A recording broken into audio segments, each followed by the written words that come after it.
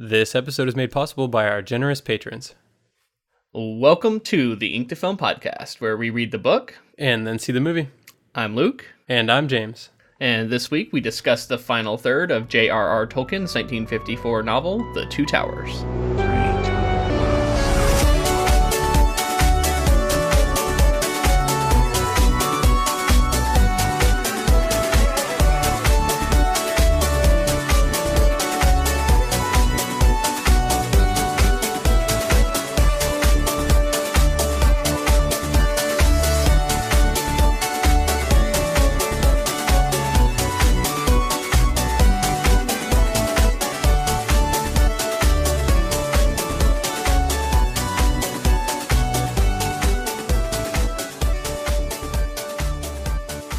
So I read a good bit of modern fantasy, and I feel like the story of Aragorn as Secret King has been retold time and time again.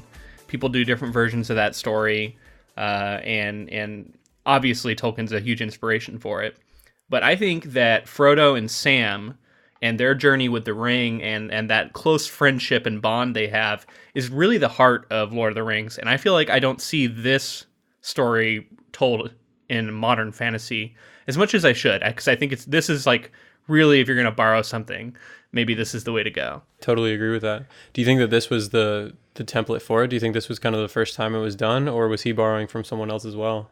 Oh, I mean, we all borrow from each other, so I'm sure that he was inspired by other things, his own life certainly, but stories seep into our society to where even if you haven't read Tolkien, you could still be affected by his work. Maybe right. You saw the movie, or but especially big zeitgeist type stories are just everywhere. And then I'm sure there were things like that around the time he was around and writing this that he had absorbed. But I don't think it's about like who's first, but like I think it's about when you write a story and you have something to tell, and you put your own spin on it, and you do it in such a way that is a lasting version of that story, and I think this is something that has inspired many people who've come afterwards. And it's just, to me, it's like I've read a lot of fantasy that is about secret kings and about that kind of heritage thing and the blood of royalty, and you can look at Game of Thrones, and I guess I won't say who, but there are characters in that series that have secret royal blood, right? And you could look at that as something kind of similar to Aragorn, maybe. But, Sam and Frodo is a very personal story of friends and like a devotion to each other. And Sam finding courage to defend his friend who's also doing something, he himself is doing something courageous, right? And trying to take the ring.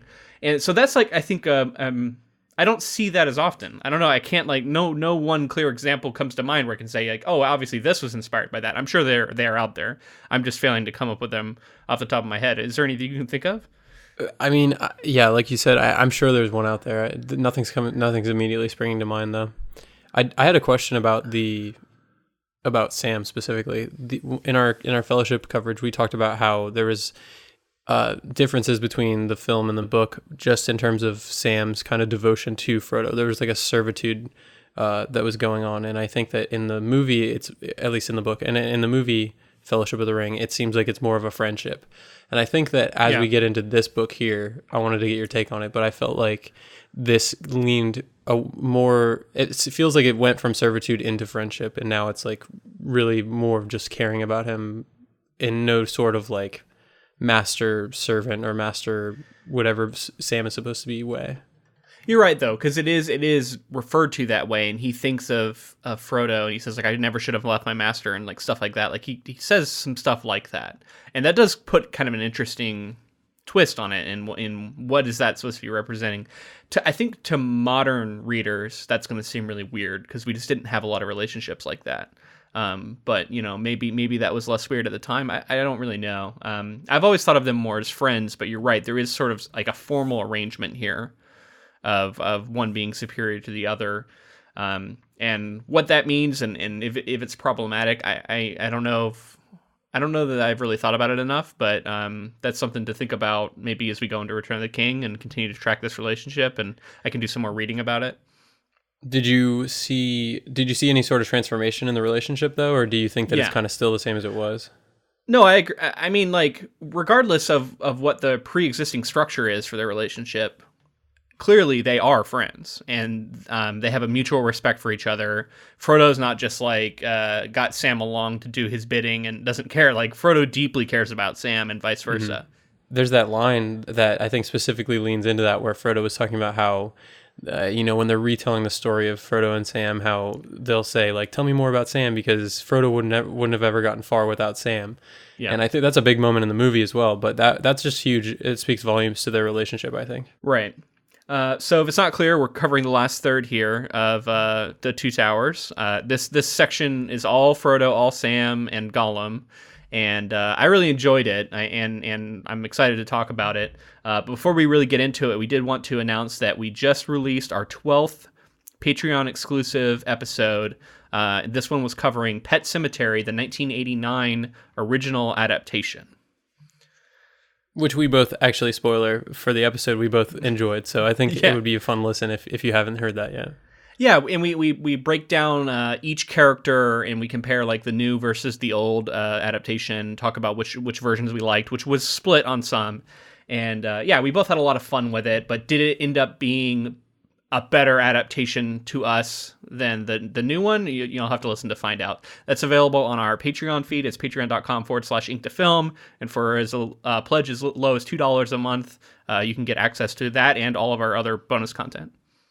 And we said it on the episode, but I wanted again to thank everybody for being patrons. That's 12 episodes is 12 months, so that's a full year of Patreon so far. So thank you guys for supporting us and helping us continue the podcast. All right, man. Are you ready to get into Chapter 3? I'm ready. It is called The Black Gates Are Closed. We have Frodo and Sam approaching the gates to Mordor. There's a lot of talk about, like, there's got to be another way. There's got to be another way, and then there is no other way. And then they're faced with this gate, and they're intimidated, and they say, we can't go through here. Now, this is they start to hear like sounds of trumpets, and they see movement, and they see some forces. And this is another moment where Tolkien's potentially problematic other men come in, and they're described as men of, quote, other race coming from the east. They have dark faces, and they've come to join forces with Mordor, raid against Gondor and all the quote unquote good men we've seen. Now there is a little bit later where Frodo thinks it comes later on where Frodo sees one of the men from the east die or in a battle, and he thinks about how he's never seen men fight before and it's different, and he wonders like if they had hopes and dreams and were they truly evil and all this stuff. So he does have moments where he thinks that way, but just the way this particular part was described felt a little problematic to me just right off the bat. Like I've talked about throughout our coverage, the movie is what I mostly think of. But yeah, when we get into the source material here, I'm always surprised to see this kind of stuff in there. Well, we've talked about Tolkien's resistance to say that he's writing allegory. But, this was written during the Second World War, in which, the Allies were at war with not only Germany, but also Japan. And when he's talking about others from the East who are allying themselves with the, forces of darkness, it's possible that he could be doing some sort of like, and maybe he'll never admit to it, but maybe he was trying to imply that it was like the Japanese. I don't know. And like we've said, he claims that he does not write allegory. But I think it's also obvious in his work that there is some allegorical elements. Could that have seeped into there? Could it have been something left over from World War I, which he fought in? Definitely possible. This is off topic and doesn't really necessarily go 100% with what we're talking about. Do you think that there's a way for someone, he said that he wasn't a fan of allegory, but is it even possible to write a story in a vacuum without using any sort of allegory? I mean, no, and I think he says as much in his forward to Fellowship. He says like we all, and I think that's his out, right? Like he says all of us are reflections of the time we live in and the things that we come up in, and like that's going to be in our work, but I don't deliberately do it. And so I think that's his out to say like, yeah, it might be in there, but I didn't put it in there on purpose. So take it with a grain of salt, but I think that's a huge out for him because he can basically, there's allegory all over this story, in my opinion. Right. We do get a rhyme, sort of a fun, like almost nursery rhyme about Oliphaunts from Sam, and that ends this chapter. It sounds, they're hopeful that they might see one day, and then of course they're going to. What do you make of Oliphaunts in this world? Like, why wouldn't he just have them as elephants? Because they're bigger and used for war. I think I picture them more mastodon like, and yeah, bigger, more warlike. Maybe he had the good knowledge to realize that elephants are not very hostile creatures. They're actually quite gentle, less provoked, and so on and so forth. Extremely intelligent as well. Yeah, and maybe he thought okay, instead of elephants, I'm gonna invent a slightly more fantasy like. Also, there are some regular animals for sure in Middle Earth, but a lot of things are different, right? A lot of things are sort of like a fantasy spin on something we recognize. So maybe that was him doing that. Also, maybe he knew some Oliphaunts are going to die in later battles, and he doesn't want people feeling bad for them if they're like a fantasy version, or feel less bad for them than they would, an elephant. So there's a line where, I guess it's not a line, it's kind of a passage where they're talking about the towers and gates were actually built by the men of Gondor, but they've been used as watchtowers for Sauron now. And I just felt like that was something worth talking about, because that kind of backstory and that lore is, I think, what adds even more to the fact that a lot of things like the Palantir and this area apparently were not inventions of Sauron, but he bends things to his will. Yeah. Speaking of that lore, that reminds me, I was reading something and I was watching something, and George R. R. Martin was talking about Tolkien, and he was saying that Lord of the Rings to him is like an iceberg, and the 3 books that we get are the tip of an iceberg that is contained under the water. You know what I mean? That whole 10% and 90% metaphor. And being the 90% being the lore and the world building and the language building and map making that Tolkien did for his world. And then we just get this one story that only uses a certain amount of it, but it's all there. And he felt like when he wrote Game of Thrones, he was pretending. He said, I was crafting the part you see, and it was nothing underneath, and it was an illusion. And he's felt like over the course of his career, he's been trying to build that underwater lore, and so he's been adding and creating world and filling out his world. And I just thought that was interesting that he felt that way, and he's been sort of chasing that depth of world that he felt like Tolkien had. I don't know, and you've talked a lot about how the lore of Lord of the Rings really appeals to you, so you probably would agree with that, right? Yeah, absolutely. I think that the amount of detail work that goes into this story is part of the reason why it's so absolutely I can't shake it. It's always with me. If I think of a language being created for a show or anything, something like Dothraki, you have to think about the fact that Tolkien invented languages. He wrote Elvish and created Elvish, and along with many other languages, and I think it's just part of it that sticks with me in that lore, that you're able to keep diving into that and continue to get little morsels of knowledge and learn more and more. No one could ever know everything that he wrote and everything about Lord of the Rings, because it's just so dense and there's so much there. And I think it's interesting, with the TV show that's coming out, where you try to expand on that. It's so not that it's so easy, but a lot of the work has been done, and then you just have to tell a really great story within the parameters of everything else that he's already written. Right. Have you played the Shadows of Mordor games at all? I played the first one. There's a sequel out, right? Yeah, I haven't played the second one either, but I plan to eventually. And I think it was interesting to get that perspective as well. It was yeah. I can't remember exactly what it was, but basically the guy who crafted the ring was bonded to a ranger of the time who had his family was killed, and basically they team up together to kind of fight the forces of Sauron well before. Do you know if that was all canon? We're getting way in the weeds now a little bit, but I think all of that counts as canon as far as you think it was okay. I wasn't sure if that was something they made up for the game or not. Oh no, they made it up for the game, but it's included. It's not Tolkien canon, but it's within their universe, within anything Lord of the Rings related. I believe it's canon as far as like fans are concerned. Okay, but it wasn't like something from the Silmarillion that they were retelling in the form of I don't think so, but I'm sure that they referenced tons. I'm sure that they use the Silmarillion as much as possible. Okay. Well, we got to move on, man. Let's do chapter 4. We only done one chapter. All right, so chapter 4 is called Of Herbs and Stewed Rabbit.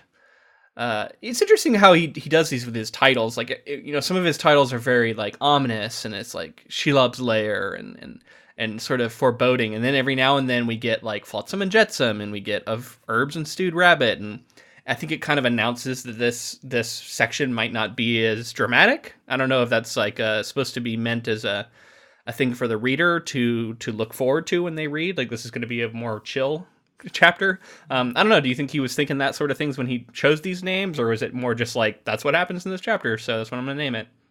I think that it's definitely intentional, and like I think that carries through as well. Like, if you read a chapter, you know how the tone of the chapter just from his titles, I would say. Yeah. I will also say this is something that has fallen out of fashion in fantasy, naming your chapters in this way. I think for a long time, a lot of people did it, sort of maybe following in Tolkien's tradition. I don't know.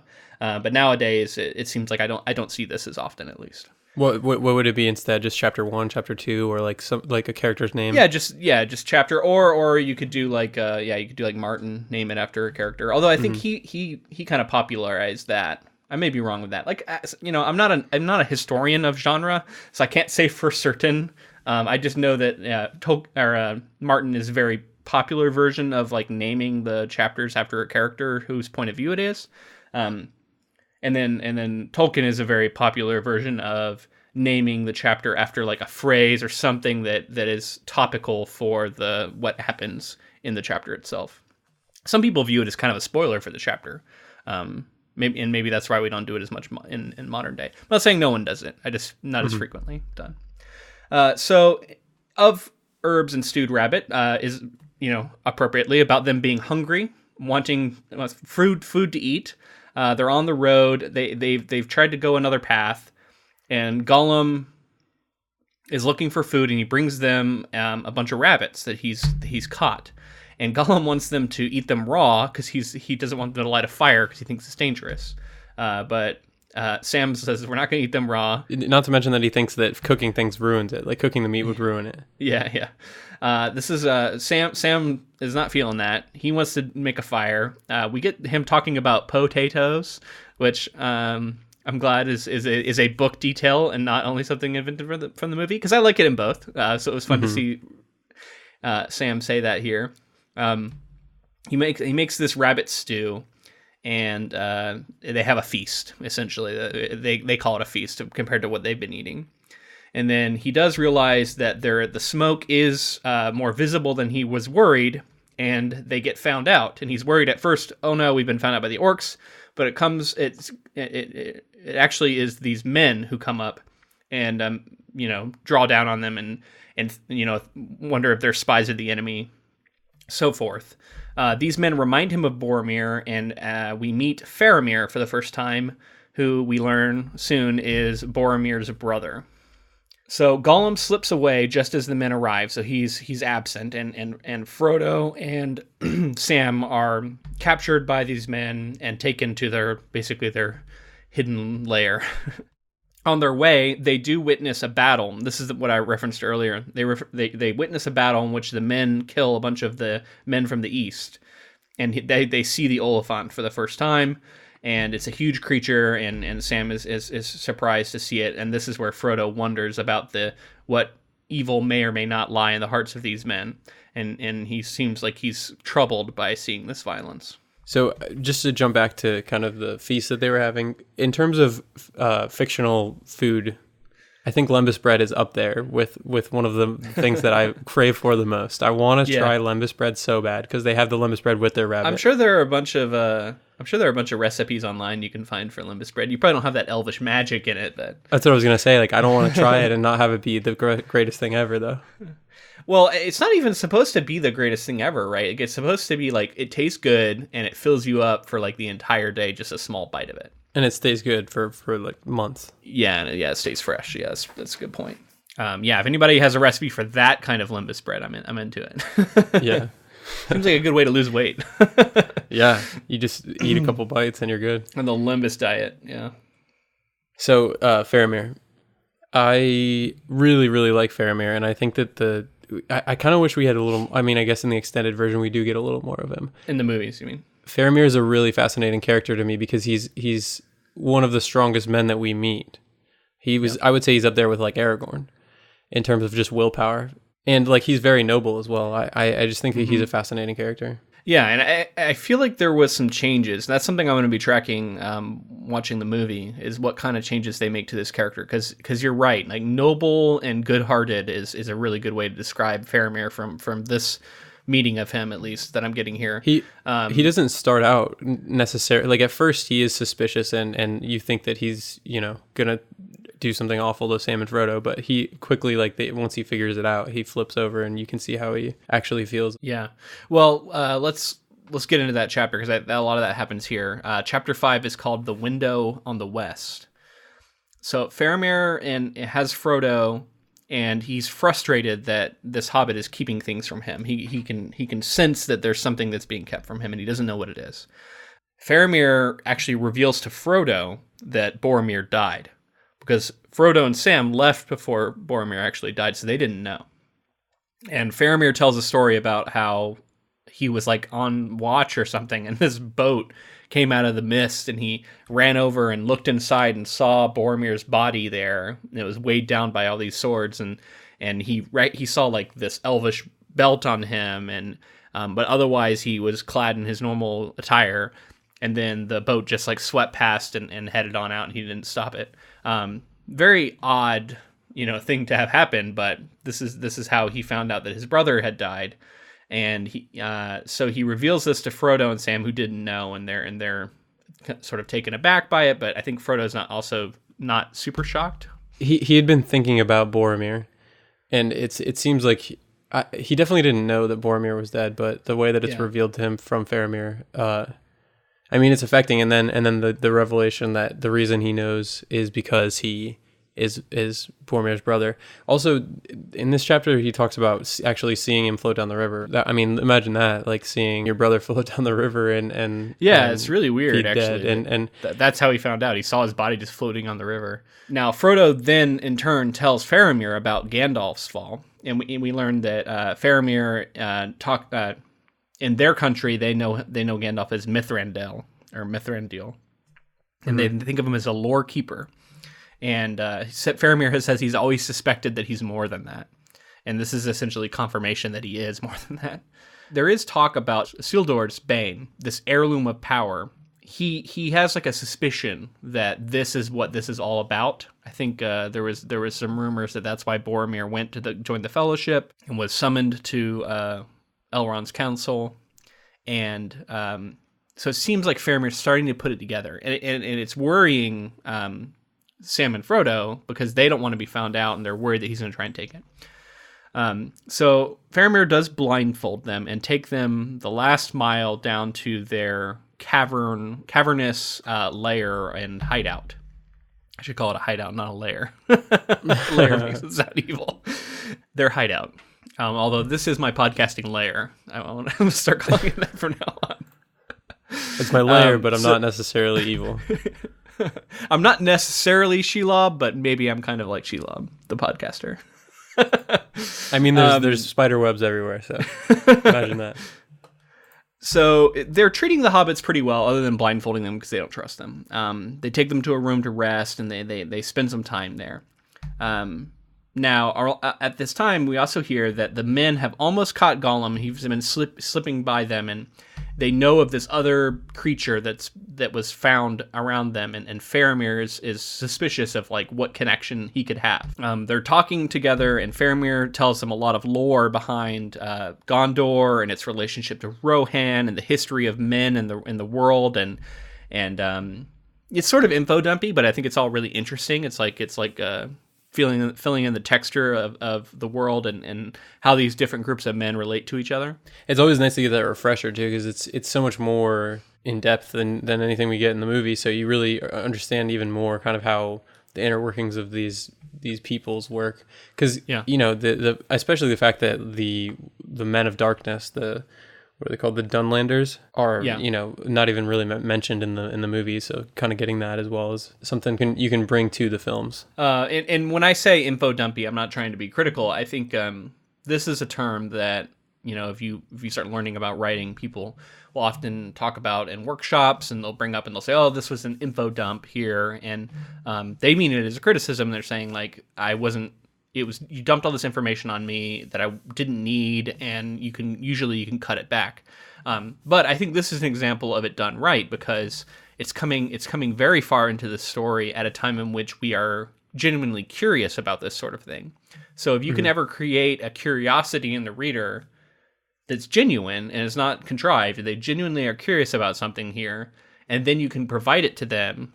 In that sense, like, yes, maybe it does on the page look like an info dump, but you're actually fulfilling a desire in the reader. Like, they want to know this stuff.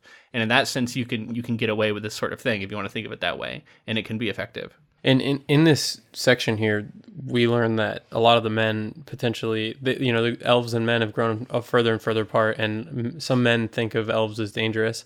And then Sam like pipes up and he starts talking about Galadriel. And yeah, I think that again is something interesting to think about, is that, I mean, if I'm in this universe and I know that elves exist, I'm trying to get as close and like learn as much from elves as possible. And it's just interesting to know that they seem distrustful of them, though. Yeah, they're distrustful, and then they're they could really use the elves' help, but at this point the elves aren't. There's no connection really to. There's a couple, as we'll see. There's no connection for them to really help out all that much, and they're on their way out of Middle Earth. Yeah, and I think there is sort of you look at The Hobbit as well, and the Battle of Five Armies, and this, and there's definitely themes about the races distrusting each other, and then needing to come together. And if you take that as a racial thing for our world, it's interesting to see that alongside particularly problematic things. And I think a lot of people are tired of allegory for racial relations, because they're saying, it's so easy for writers, especially white writers, to say like, oh, I'm doing a racial allegory and having dwarves and elves or insert invented race, but there actually aren't any people of color in my story, because they're all allegorical, and people are calling bullshit on that, and I think rightfully so. However, I think in the 50s, this was still sort of a newer thing to be doing somewhat, and I think it's okay to look at this and see some value in that for its time, while recognizing that it's not maybe a blueprint for how to go forward. Yeah, definitely agreed. So just to finish out the chapter, Sam reveals that Boromir wanted the ring, in sort of a slip of the tongue. And, he's like, oh, I've opened my big mouth. I'm, a fool. This is revealed to Faramir that there is a ring, and that the ring is Isildur's bane, and that Boromir tried to steal the ring. This is where Faramir comes out and says, like, I don't desire it. If it was left on the ground and I found it along the road, I wouldn't pick it up. Do we believe him? Maybe. Also, like, that's how he feels. Would the ring allow him to do it? I don't know. So that's the thing. Like, you can have a good heart and you can be honorable, but like when the ring's power is on you, who knows what'll actually happen? I do believe that he feels that way, but like you say, yeah, circumstances can change things. But in terms of him just being not actually desiring it, I believe that. So Faramir says that he respects the hobbits, he respects their mission, and this is where he actually learns like what the real purpose of the fellowship was. And he says, I don't even want to see the ring. You can keep it. I'm not going to ask for it. And he asks Frodo, what is it you want to do? And Frodo basically reveals like he wants to continue on into Mordor alone, him and Sam, and to complete their mission. And then that's the end of the chapter. And I did want to ask you, do you think that the ring compels Sam to speak up, and to like the slip of the tongue that we have here where he accidentally reveals the ring? Is that the magic of the ring, or is that just Sam kind of fumbling? Yeah, I don't know. That's an interesting question.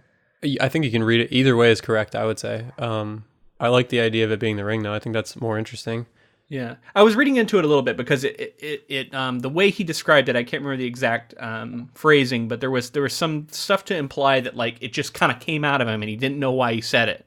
And whenever I hear that, and I know that there's the effect of the ring, it makes me think like maybe we're supposed to read into like they gave him a nudge. And just because the ring wants to be discovered, right? Like it wants people to know about it. And maybe it thinks through Faramir it can get free because the ring doesn't want to be destroyed. And I think it is interesting to remember that it does have sort of a goal to be found and a goal to be returned to its master. Yeah, and I guess he did leave it up to like Faramir uses context clues to figure out Isildur's bane and a ring means, you know, the ring of Sauron, the one ring, and he's like not interested in it because he realizes the danger of it. Right. So yeah, it's not like Sam out and out says like we have the Sauron's ring. He just mentions an enemy's ring. So yeah, I think it very well could have been some sort of influence. All right, so chapter 6 is called The Forgotten Pool.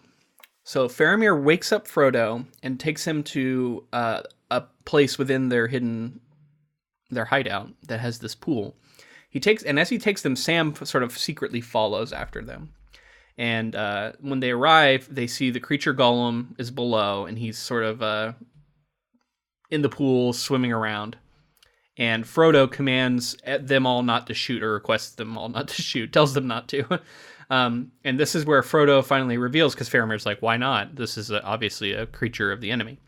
And Frodo says, well, Gollum once bore the ring, and now he's been helping us with he's been our guide, essentially. And he says he's only after fish, and he's not down here spying on you. So Frodo agrees to go down to talk to Gollum. And when he goes down there, he tries to convince Gollum that he needs to leave. And while he's trying to convince him, the men sneak up behind Gollum and capture him. And this is Gollum feels like he's been betrayed by Frodo here and is like calling out. And I think Frodo had basically successfully convinced Gollum or Sméagol, and they were heading back, and then that's when they jumped on him. So he does kind of betray him here. Which is unfortunate because I think that's like a clear catalyst to what happens next. Although it seemed like he was on his way. Gollum was already planning it. It seems like, because we've already had mention of her and all this stuff. So who knows? I do think it definitely adds some fuel to the fire, though, right?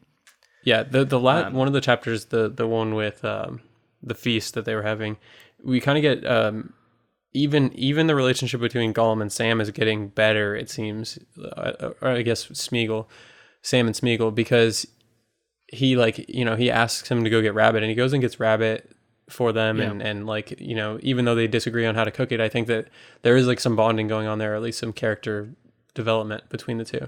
And then that carries over to the betrayal here, and then I think it kind of solidifies everything that goes down from here. Yeah, and Sam does always have this suspicion of Gollum that is like persistent, and he calls them. He says there's two parts to him, and he calls them Slinker and Stinker, which I thought was funny because I guess Stinker is the Gollum, and Slinker is Sméagol, and obviously both bad, and all the implications of what those names could mean. But yeah, so I agree. It's like maybe he's not quite as suspicious of Gollum in these moments, but he sort of always is.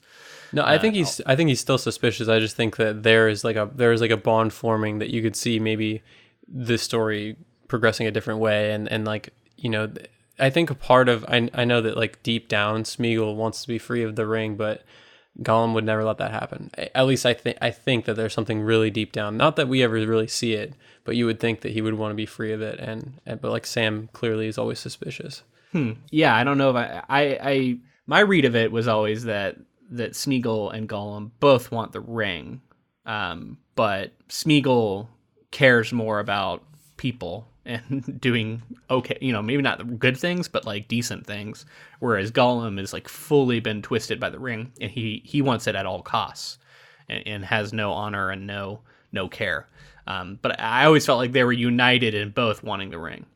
I think you're correct for sure. They definitely both clearly want the ring and externally say that. But I think that, as far as I'm concerned, like every character has like a redeemable maybe like thought in the back of their mind, and I think that like given the chance, if Sméagol could be free of the ring and Gollum potentially, I don't know, like is there a version in an alternate world where we do see Sméagol come like fight back against this influence, that he's able to actually break all like his entire motivation basically?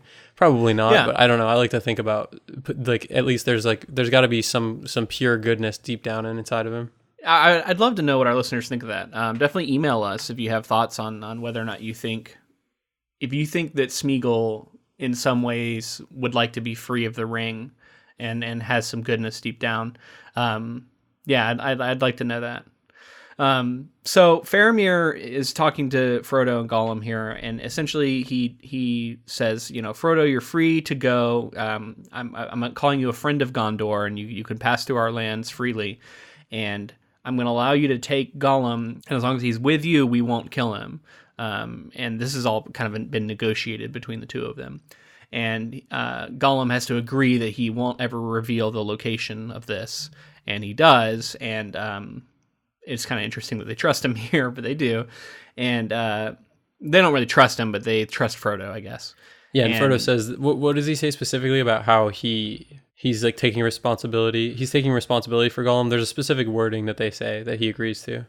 Yeah, and it's going to reflect badly on Frodo, I guess, if Gollum does end up doing something. Also, if Gollum is ever found not with Frodo, like he's going to be killed on sight, he says. Right. So they talk a lot about like where they're going to go, and Faramir keeps warning them, like, I don't know if I'd follow this creature. He doesn't seem to be trustworthy. And Sam agrees, but they both don't really have also like another good path. There's no good way into Mordor. And Gollum seems to know that this high path, and Faramir's aware of it, and he's like, yeah, it's dangerous. There's like whispers of dark things there, but it is probably better than trying to go through the gate, which you can't do. And it seems like those are like the only two real options. I like the excuse, not excuse, but I like the explanation of why they could sneak into Mordor, because Sauron's really only guarding against an army. He's not worried about people slipping through. He's really only preparing for armies marching on Mordor. Faramir also then tells of the 9 riders who have issued forth from the gates of horror recently, and it seems like Mordor is like on the march, and they're sending out their forces, and so he says that Sauron is kind of focused on that, and you might be able to slip through on this high pass if you're lucky. So Frodo asks basically like, is there any other way I can possibly go? If so, tell me. And nobody has a good answer for him. So he says, okay, we're going to go this way. And they get ready to leave. And that's the end of that chapter. All right. So chapter 7 is called Journey to the Crossroads. There is warnings that the land is silent, and it seems like ominous. They leave and they go out into the woods, and they have their last parting of the ways. And this is where I said, it really feels to me like Faramir is a good guy here, and he has their good intentions in mind. He's been honorable in his dealings with them. He's been fair. He listened to them when they said not to kill Gollum. And overall, I'm just impressed with Faramir in the book. And I'm trying to remember, but I felt like there was some different vibes from that character in the movie. I'll be interested to see it again, because I do feel like Two Towers has been one of the Lord of the Rings films that I've seen the least. I've definitely seen it multiple times, but it's been a while, so I'm curious to see how that goes. Yeah, I would. I think that he follows along the same lines. I think he's definitely very honorable, and he's very. I think it's very similar. I just felt like I didn't trust him as much in the movie. I remember feeling like, I don't know if I trust this guy. That's the intention too, I think, at first, and then like going into Return of the King, what goes on with Faramir. We'll track that later, but I think that out and out he's an honorable and good guy. There's a line when Faramir is talking about Boromir, and this is a little bit ago, but he says that 11 days before that day that they're talking, he heard the distant call of a horn from the north, and the sound was familiar because the horn was the heirloom of his house, and it was Boromir blowing the horn. And I thought it was interesting to think that like from that far away, it was like an echo or like a call that they were able to hear, and that's clearly like supernatural in some way, because you can't hear a horn that far away. And I just thought that's great. That's really cool to like line up the stories and kind of know what's going on 11 days ago for Faramir and line all that stuff up. Yeah. So this is a heavy travel chapter here. We get more of them going through the terrain. We get a lot of talk of like descriptions. There's even talk about like the trees and the flowers and how everything looks. At one point, Gollum disappears, and they're worried that he's not going to come back. But then they hear sort of drums and a rumbling sound in the distance, and at one point, Sam does say, "Where there's life, there's hope," as my gaffer used to say, and that made me laugh because we talked about the gaffer last episode. Mm-hmm. It's like you got to have a gaffer to give you hope every now and then, or a gaffer saying. So Gollum eventually returns, and he wakes them up, and he says, like, "We need to go now." He seems like he's adamant that they have to move now. Like maybe the orcs are coming. So they head stealthily up into these mountains. And they finally come to a crossroads. And at this crossroads, there's a statue's ruined, and one of them is collapsed, and it's a statue of this man, it seems like, and there's flowers growing on the brow of this head that's on the ground, and it looks like a crown. And Frodo and Sam take this to be like a sign of good things to come. And that's the end of that chapter. All right, so let's roll right along to chapter 8, which is called The Stairs of Cirith Ungol, which I'm definitely pronouncing that wrong, but I think that's right. Is it? You think? Yeah, okay. I think so, but I could be wrong as well. I'm just sounding it out phonetically. So they viewed the ruined city of Minas Morgul, and it's actually described a really cool way. There's like luminous towers that are filled with corpse light, like reminiscent of what they saw in the marshes. It seems like this really haunted, evil place, and I'm just thinking of like how they realized that in the film, and I'm even more impressed with it now. That it's like they were inspired by this description that we read here in this chapter. Yeah. And it stinks too. Yeah, it's got the smell. There's talk about like a vile river that flows through it it's like poison, you can't drink from it and all this stuff. And this is really like, I think it's out and out just described as the city of the ring wraiths, right? Yeah, you know what this also made me think of? Undercity from World of Warcraft. Okay, yeah. You know? I can see that, yeah. Or just like a lot of these sort of cities of the dead and dark places, I think in fantasy have been inspired by this. Yeah. Frodo is kind of moving slow at this point, and he's feeling this call towards Minas Morgul. And there's as they're going and they're trying to go the side way, a red flash and light erupts from the city, and it seems like there's an explosion, and there's a lot of like crying and noise. All of a sudden, the gates open, and a whole army issues forth, clad in black. And at the head rises a thing with a crown on its hood, and it looks like a wraith lord. And this is, I assume, the Witch King that we're seeing here for the first time.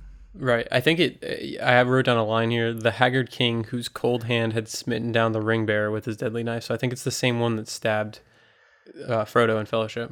Right. Yeah, you're right. That's a good point. Yeah.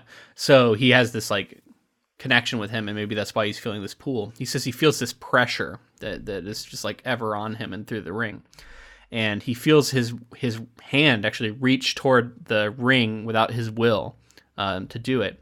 And at the head of this great host is the Witch King, who is headed forth towards the ford of Osgiliath. And the city closes behind them, and they eventually leave, and he's able to resist. And I don't think he puts the ring on, so he's able to resist the will of it. Yeah, well, I think in large part because instead of grabbing the ring, his hand goes to the jewel Galadriel gave to him in Lothlorien. Oh, so you're he grabs right. that, and I think that kind of like saves him from the temptation. The magic of the elves seems to be one of the few things that can sort of offset the power of this artifact. The hobbits then continue to climb the tall stair, and at last they reach the very top, and they're tired, and they're exhausted, and they're beaten up, and they're worn out. And then Gollum reveals, actually, there's a longer stair next. It's even more to go. I love this part. He's such a little conniving little asshole. Yeah. And this is where they do see a black tower that's described as having horns and a red light. And they keep worrying about the eye watching them. And so this was interesting because I always felt like the eye on top of the tower in Lord of the Rings felt like a creative license to me. Like I always suspected that it wasn't really described that way in the book. And I think that is still kind of true. But I can also see why they chose to show it in this way. In the movie. What is your take on that? Like, is there actually a giant eye atop a tower in the books that's looking around? I don't, no. But I think that it's supposed to be the essence of Sauron, and there is something, it is able to watch, basically. Not physically watch, and there's not an actual eye, but I think in terms of just communicating to an audience in a film, it's a very effective way to do it, having the actual eye be there. And, it's described in the books as an eye that's looking around. They're like, they feel the eye on them, so I think it makes sense, it works. Yeah, they do talk about it being turned west and turned this way and like all this stuff. So I can see why they chose to put it on screen that way, as bizarre as it might seem. So they rest and they eat a meal and they talk about old tales and adventures. And you referenced this earlier, and they talk about like, I wonder if we'll ever, if they'll ever tell a tale about us. And because Sam's saying that in the tales that really mattered, that they had to go through a lot of trial and that they don't get the things they want, and it's always dangerous. And those are the sort of tales that really stick with you. And he says, I wonder what sort of tale we've landed into. And to me, this is interesting because it's also very meta. This is a very obviously we're reading a story about them. And so you're immediately put in the sense of like, oh, you guys are in a tale and I'm reading about it now. And it's also kind of speaking to us and saying like, what kind of story is this? Do you think it's going to have a happy ending? Like, what do you think is ahead for them? And sort of it invites you to think of it as a story, and what kind of story is it? Which I think is an interesting moment, right, for this series. This is a high point to me in the story in general. This talk of kind of the stories that would be told, and the line that I talked about that Frodo says to Sam is huge for me. I really love how he transitioned into this by talking about like an item that I forget which one it was, but it's like something that they had from an old tale that they're now carrying. And so like the story is still ongoing and continuing, and they're just a small part of that story. And then the moment where, they're having a good time, like saying like, oh, and they'll mention this about you, Frodo, and they'll mention this about you, Sam. But then Frodo makes the point of being like, well, we're still in the most dangerous part of all of this, so like we have to still push forward and finish our quest if there is any tale to tell, basically. Yeah. So I found myself thinking about the effect, because obviously Tolkien is sort of a forefather of a lot of fantasy that has come after, and I was thinking that this could have some sort of DNA. Some of the DNA of Patrick Rothfuss's The Name of the Wind and his Kingkiller series could come back to this moment, right? Because I think this is sort of an invitation to think about storytelling and meta-analysis of like, we're in this story, we're talking about our roles in it, and this moment that we both agree is very good. I can see that maybe some of that, by design or not, could have led to the sort of book that we get in The Name of the Wind, which is very much this like about stories and the role of stories. And I won't spoil it, but yeah, I was gonna say don't say too much, because I was in the process of reading that when we started this podcast, so I stopped reading it so that once we covered it, it would be fresh. I got like halfway or 3/4 of the way done with the first book. Oh, cool. That'll be really fun because that is being adapted from everything I've heard. I mean, there's no trailers out or anything, and I don't think there's a release date, but that's coming. So that is something that I know that we're definitely going to be eyeing and wanting to cover when it comes around. So, but anyway, yeah, it'll be interesting if we can remember to try and think back to this moment in The Two Towers and see if we can feel like that it was an inspiration in any way. So Sam says that he is still worried about Stinker here, and he's worried about Gollum, and he's becoming more and more distrustful as they continue to go up and up the stair. And at one point, Sméagol comes up and touches Frodo, wakes them both. Sam is angry at him, and Sméagol gets angry back at being questioned. And finally, they've come to the pass, and Frodo says, okay, Gollum, you've taken us this far. This is as far as we needed you to take us. You're free to go. And then Gollum says, oh, no, not yet. I need to go with you through this pass. And that's the end of chapter 8. And it's wild because it's like Gollum's free. He's full on free. And he, we know what's going to happen, obviously, but that's such a big moment in terms of the story, because it's like, that's our huge red flag. That's the huge red flag to any reader that isn't familiar with the story, It's like, obviously, He's talked about her and all this other stuff, but it just surprises me that he wouldn't leave and then also follow still. And then, You know what I mean? They're heading down the path already. Why not leave and let them let all this stuff go down? Which ultimately kind of is what happens. Well, here we are. Chapter 9 is called Shelob's Lair. They come upon a hole that is filled with a vile smell, and they go inside of it, and it's said to be utter darkness. They can feel stuff touching them in the dark, and it's very evocative as they're walking through this dark tunnel. Gollum has disappeared, at this point, and like you said, and then they start to hear this hissing sound in the darkness.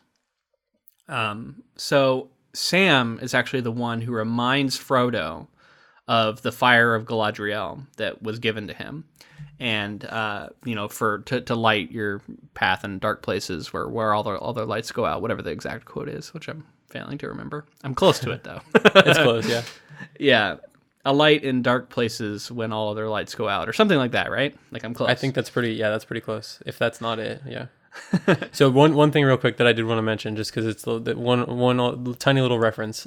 Sam, realizing that this is a trap, finds himself wishing Tom Bombadil was there, and I thought that was interesting because that's a little. He's like mentioning Bombadil, and I was like, holy shit! If Bombadil was here, like this would be a little battle that goes down.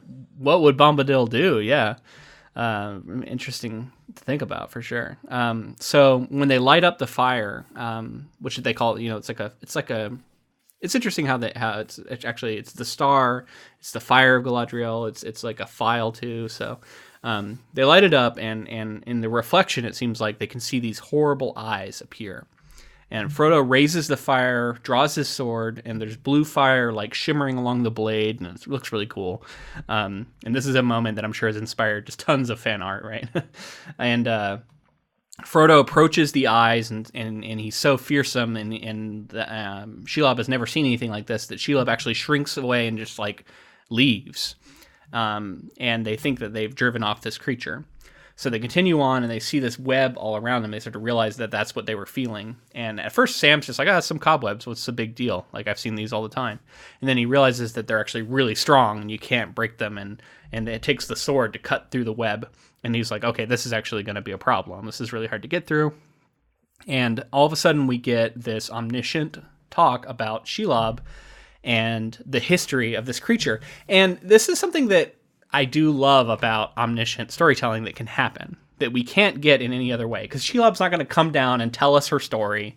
You know, she doesn't have the ability to do that. She doesn't speak. Although I think she speaks in like one of the cartoons. But in this version, you know, the way to tell it is through an omniscient thing. And we learn that Shelob is ancient. She's been there since before Sauron. She came from like the distant lands of and she loves to eat. Men and elves are like her favorite thing in the world to eat, and now she lives here. And Sauron actually has this like understanding, like he knows that Shelob lives in this path, and he's okay with it because she becomes like kind of a guard for this path, and she feasts on orcs now and again, but he's like, it's okay, I have a lot of orcs, I'm okay with that. And then also he sends prisoners to her and like feeds, which, I'm assuming are like men and elves. So every now and then, to keep her happy, he sends them. And Shelob is just like this force of just like pure evil. It said that she only wants, like, her only desire is for blood and to like have a meal, and she doesn't care about anything.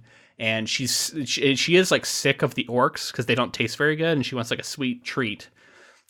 We also learned that Gollum has like met her before and like bowed to her and like somehow showed supplication. And I guess because he's so like thin and spindly that she didn't think of him as a meal. And he's able to have this connection where he was very subservient to her, and so now he's bringing her Frodo and Sam as his morsels, and that's what she thinks, like, oh, he's brought me these things to eat. So I don't know, it's just really interesting, and you get a little bit of the mind of Shelob, which is this like otherworldly predatory mind, but it does have some intelligence to it. And the idea of the orcs being sort of sacrificed to Shelob from Sauron, like that's all stuff you can't get in the movie. And sending the prisoners there is like an awful sentence. I have a couple of things on Shelob. The first being, I mean, how many times have we gotten giant spiders in fantasy at this point? Now, this has been a huge inspiration for that. But it is like, you think of it as like maybe, I don't know if this is the first time, but let's just say that this is one of the first times. It's an awful creature to have to fight. It's like a giant spider that cobwebs you can only cut with a sword, and that's horrifying. And obviously that's why it's been duplicated. Well, and she's also said to be sort of the mother of like all these spiders that are throughout the world, these giant fearsome spiders all throughout Middle Earth, like all came from her. Right. And she's like the ultimate. So she's also like the final boss spider that you can see in like a million games. You know, Dark Souls 2, I think, has a giant spider boss, and it seems like almost a fantasy cliche at this point, but this is why. Yeah, so speaking, you brought up games. This is something I wanted to talk about. So I don't know a ton about this because this is from the sequel, and if you are interested in playing I think it's Shadows of War is the second Shadows of Mordor game. So if you're going to play that and you care about spoilers, I skip ahead like, I don't know, 30 seconds or so. But in one of the trailers I saw that she has like Shelob has a human form.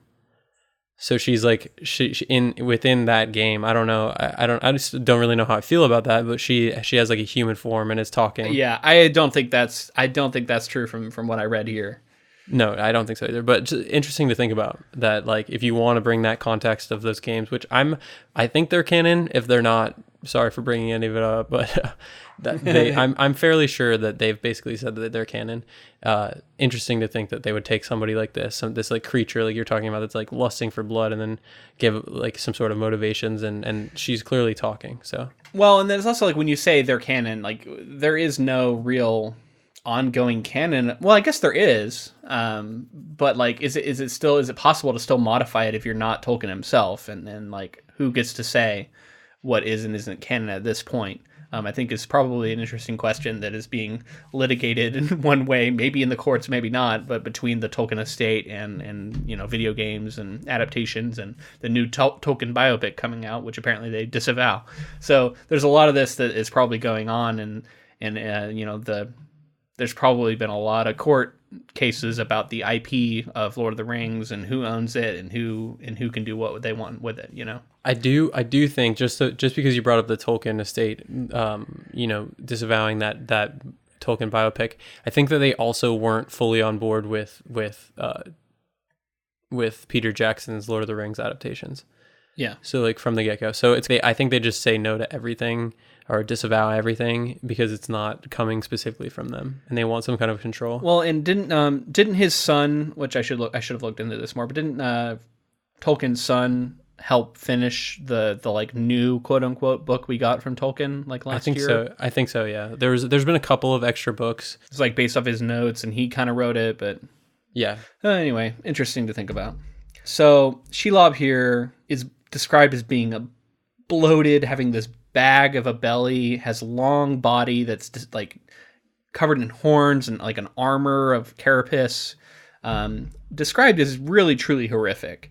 And when Sam sees Shelob, he cries out, and he's trying to warn Frodo, but then he gets tripped and tackled by Gollum, who is like, finally I can take out the slow fat one, and he starts saying things like I've been waiting to do this and stuff. He's like whispering in Sam's ear, and then Sam is able to wriggle free, knock Gollum with his staff, which breaks, and he goes to like kill Gollum, but Gollum is able to scramble away and actually escape, and Sam's pursuing him sword in hand. He's like, I'm gonna kill you, Gollum, and then he realizes, oh shit, Frodo is back there with Shelob, and he turns around and runs back towards Frodo. And then that's the end of chapter 9. Okay, so let's just get right into chapter 10. So the chapter 10 is called The Choices of Master Samwise. So Shelob, when Sam comes up, is like standing over Frodo, who has been wrapped up in the cords of spiderweb. Sam springs forward, cuts a leg, then stabs an eye. He's using an elvish blade. And he slashes his blade across her belly, and it says, unlike dragons, this isn't a weak point for Shelob, which I thought was a nice callback to The Hobbit, actually. Right. Like, yeah, if this was Smaug, this might have worked, but not Shelob. Yeah. Imagine Sam fighting Smaug, Jesus. Yeah. She then tries to crush Sam by just, like, smashing down her giant body on top of him, but he raises his sword up and uses it as, like, I don't know what the word is, but he's like, it's like braced, and he's able to use it so that she just impales herself on the sword. I actually love how that was described as well, because it was like she was stabbed through harder than any warrior would ever be able to, because she put all of her force into that like body slam into it. Yeah, she did it to herself essentially. So Sam actually says a bunch of words in Elven. He gets out the fire of Galadriel, and he says, "Come on, you filth!" And he's like challenging her. And I thought this was like a truly epic, badass moment for Sam. And the light blazes up, and it burns her, like scorches her really badly. And he drives her away, and we hear that it's like she may have recovered from her wounds, but that is not in the scope of this story to tell or something, which I thought was an interesting sort of meta moment again. But so he doesn't actually kill Shelob, but he does defeat her. And then he goes to Frodo, and he finds that he appears to be dead. Do you want to talk about this fight anymore before we move on? I love the fact that Sam has this moment, and what follows is like all of this is just the some of the best stuff that Sam is given to do, and this is part of the reason why I love Sam. Like, he steps up when he needs to, and he's not the man, he's not the Hobbit to step up and do this, but or at least at the beginning of the story, but given the circumstances, like he's there, and he's the he's the rock. So Sam thinks that Frodo's dead. He tries to wake him up, can't find him, feels his body, and he feels like cold.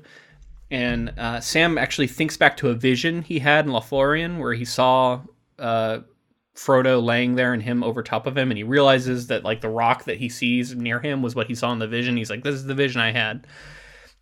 And he actually like gives into grief, and he's just overcome. And then he starts to think like, well, what do I do now? Like Frodo is dead. And he thinks, well, I have to go on. I have to continue this journey. Like that's why I was the Fellowship, was that if Frodo falls, like one of us would take up the ring afterwards. And so he thinks, I have to go it alone.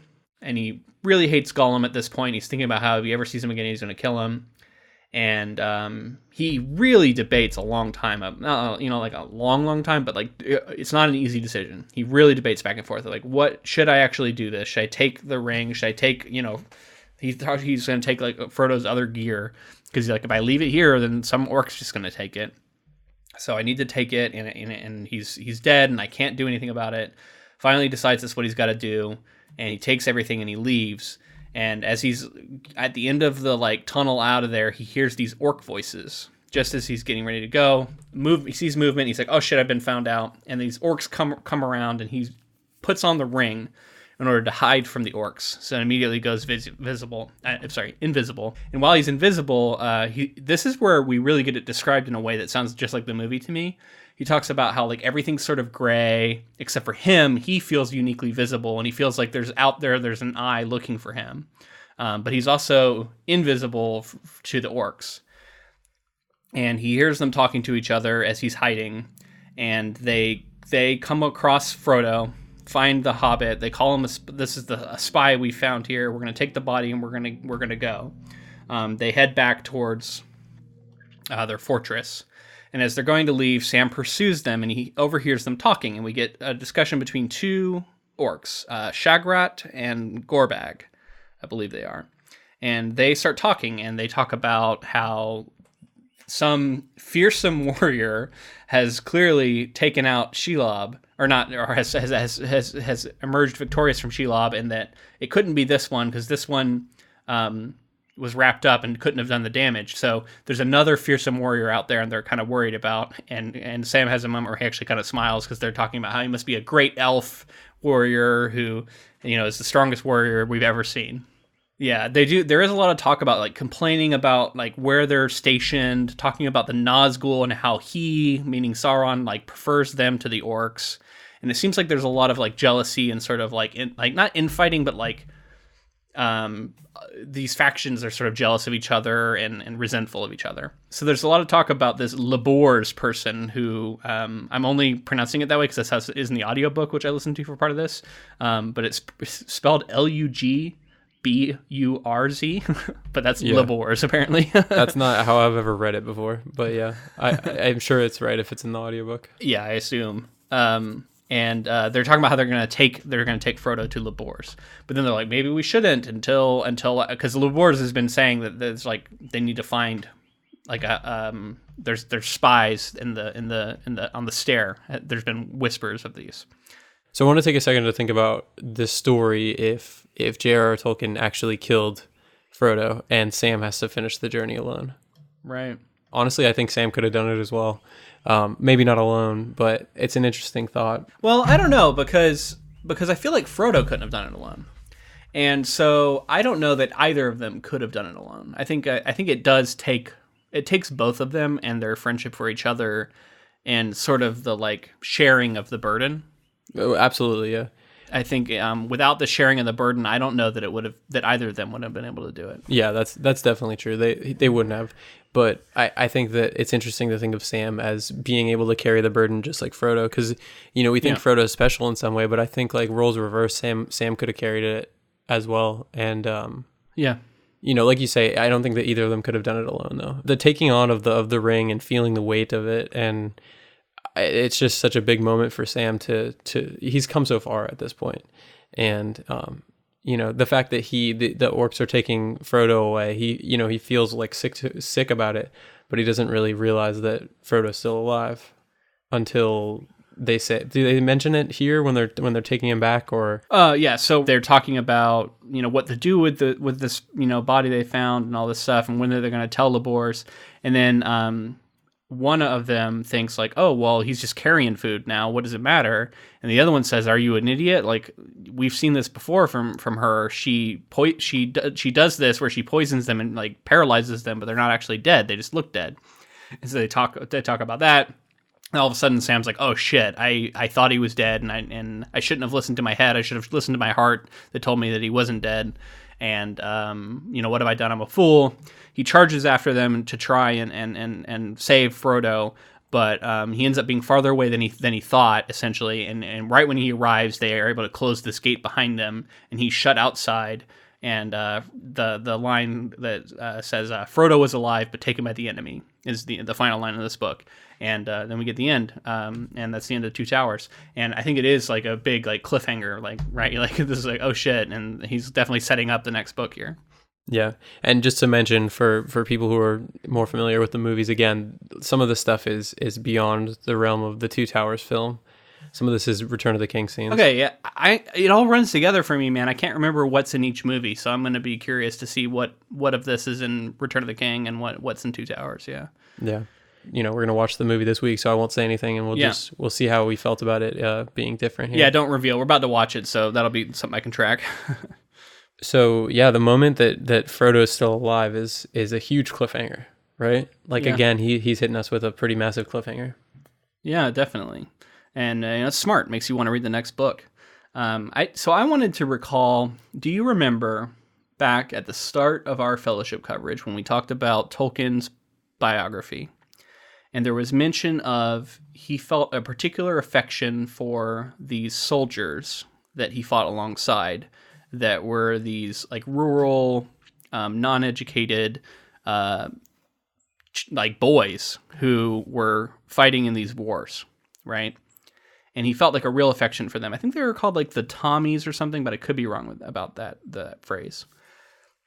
And I was thinking about that when I was thinking about these moments here with Sam and Frodo. And Sam in particular really embodies that to me, because he's obviously like sort of a simple guy. He likes simple things in life. He doesn't consider himself very clever, and he just has like sort of a passion and a goodness to him, but he is not actually he's not like Gandalf. He's not this all wise person, he's caught up in this thing that's like bigger than himself. And he has this moment where he fights something like Shelob, which is this evil monstrosity.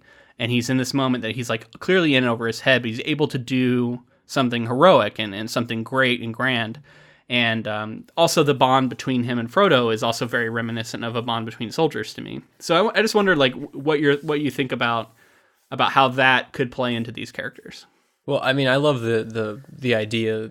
I mean, it's very blatant, but the idea that massive deeds can come from someone small, or within the story, like small stature, but maybe a metaphor for somebody who, like you were saying, is like one of those soldiers. And like, it's not like they could make the ultimate sacrifice, for the greater good, and they could shine in a moment of glory and before it all ends. And I think that it's those things in Tolkien's story that make it, it's as much as it isn't like a Game of Thrones where people are dying left and right, and it is kind of like that traditional hero's journey. I think that there's just something so pure to it, and I think it's like one of those things that just makes, I think as a reader you can't help but think like, I'm capable of anything.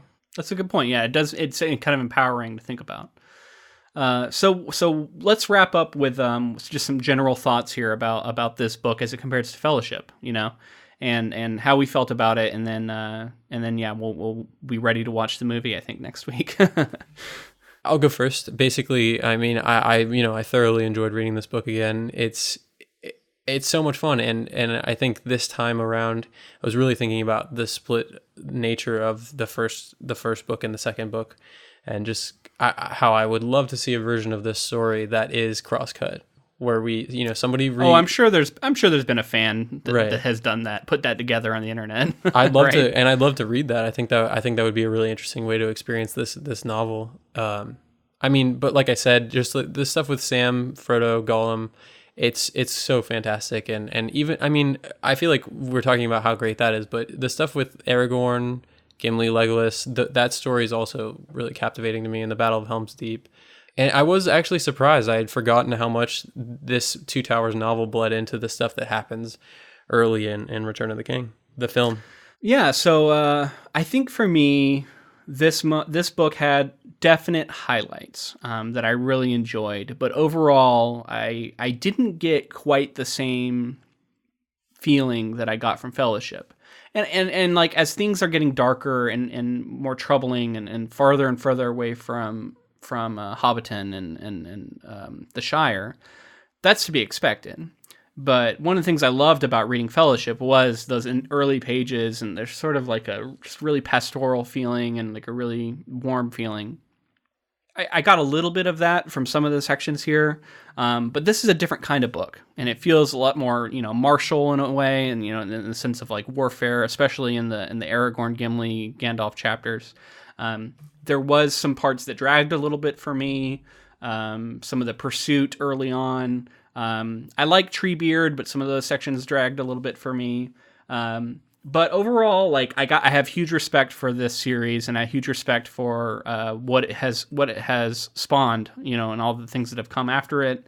And when we got to Frodo and Sam, and especially this final bit with Shelob and stuff, it's like just some truly awesome storytelling, really exciting stuff. And yeah, when I was able to think about, the themes of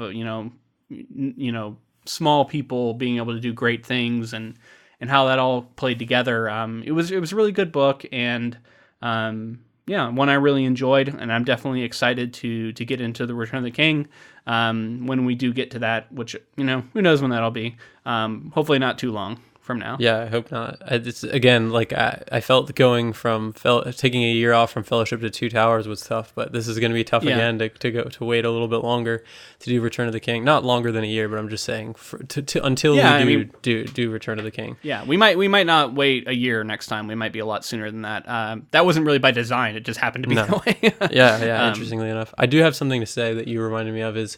And I guess I'd never really answered the question of it as compared to Fellowship, but I think the Two Towers and Return of the King, once we get to it, I think that they just heighten that feeling that I feel from Fellowship. They heighten all the feelings that I feel about, like you were saying, the pastoral nature of the Shire, and like leaving that safe nest, and the forming of the Fellowship. It's just, all of those feelings are heightened by the stuff that happens here, and ultimately, like, I think I still do enjoy Fellowship more, right? Just because it is that you carry the Shire in your heart with you throughout the story. Exactly, yeah, and I mean, I think for me, it's just the forming of the Fellowship and the beginning of the journey, and the fall of Boromir, which I guess technically is in the first novel and Fellowship novel. To me, that's like, I could watch that movie every day, and I could read Fellowship all the time. This one, like I said, I'd love to read a version that's kind of put together, cross-cutting between all of the storylines. Cool. I mean, I'm sure it's out there, and if not, like, you should do it, because you'd probably get a lot of upvotes on Reddit if you did. Oh, somebody's done it like a million times over, I'm sure. Join us next week when we get into the Peter Jackson film. I'm sure there's a lot. I mean, like, we've talked about the story a lot, but I'm sure there's a lot that went into the making of that movie. There's a lot of decisions that were made by Peter Jackson, which we'll be able to weigh in on now with the full weight of, like, this book behind us and the full knowledge. So I'm really excited to get into that, and hopefully you join us next week for that. Yeah, I cannot wait to get to this movie. And just for a little context for listeners, there was a point in my Tolkien and Lord of the Rings love that Two Towers was my favorite film. So it'll be interesting to explore that and kind of maybe talk about some of the reasons why I liked it so much at that time, and why maybe I just changed it to Fellowship eventually. I think it'll be interesting for us to keep an open mind going into the third movie as well, and like, because I think the process of reading these books and watching them together has really changed the way I look at these films. And definitely, it'll be interesting to kind of revisit that at the very end when we're done with all of this and say, like, now what is our favorite, after in full weight of time. Absolutely true. Yeah. It'll be interesting to see if, like, with all this new context or, fresh context that we got from this novel, how I feel, if I do feel differently about Two Towers. So we just wanted to thank our patron, JD Cook. I know he's a big Lord of the Rings fan. I'm friends with him on Facebook, and I see him posting Lord of the Rings stuff all the time. So shout out to you. I hope you enjoyed this episode, and thank you so much for being a patron. Yeah, thank you so much. If you wanted to connect with us on social media, we're on Facebook, Twitter, and Instagram, all of those adding to film. And join our Council of Inklings. We had an interesting, what would you call that? Like death pool, I guess, our death pool. Yeah, dead pool for the most recent Game of Thrones episode. We had a side bet. We had a side bet between James and I won. So you're gonna owe me a Game of Thrones shirt. Yeah, I'm gonna find you a nice one. I'm sure you'll post a picture once you get it. So, absolutely. That's the kind of stuff that we have in that Council of Inklings group. So join that. We have polls for potential projects and just other things like that. So check that out. Oh, so if you'd like to help out the podcast in a way that doesn't cost you anything, leaving us a rating and a review wherever you found this podcast is actually super helpful. It's the best way to get the word out. Let us know what you thought of this episode. Thank you to Jennifer Delazana for providing our transcripts, and thank you to Music Archive for the use of our intro and outro music. All right, man, I'm so excited. We get to watch Two Towers this week. But until next time, thanks for listening.